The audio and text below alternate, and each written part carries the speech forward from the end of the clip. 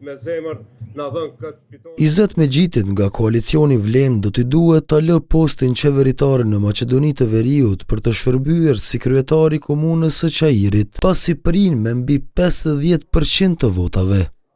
Kështu në zgjedhje lokale, Megjiti la pas Bujar Osmanin, kandidatin e BDI-s me partner të koalicionit për kryetar të kësaj komune. Ali Ahmetit, me plot respekt, por edhe me qartësi, ky qasti kur duhet të tërhiqesh. Vota e shqiptarëve të dërgojnë në pension politik. Festa e Vlenit zuri vend edhe në Tetov. Bazuar në rezultatin preliminar, Bilal Kasami zuri vendin e parë me mbi 45% të votave, duke lënë të dytin Bajram Regjepin e Aleancës Kombëtare për Integrim.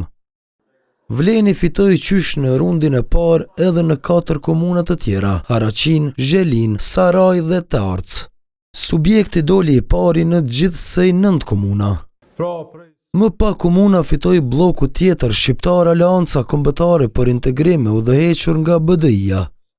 Koalicioni fitoi zgjedhjet për kryetar komunash në Gostivar, Likov, Qashk dhe Plasnic, që në rundin e parë.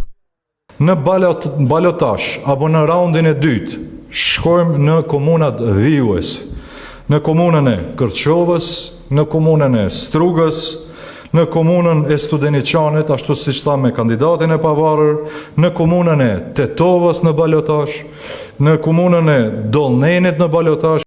Dominuese në zgjedhje doli partia që udhëheq edhe pushtetin qendror VMRO-DPMNE, e cila doli e para me 53 komuna nga gjithsej 80, përfshirë edhe qytetin e Shkupit.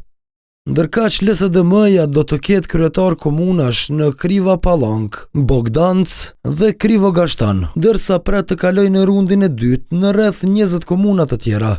Nga mbi 1.8 milion qytetar me të drejtë vote, as gjysma nuk mori pjesë në proces.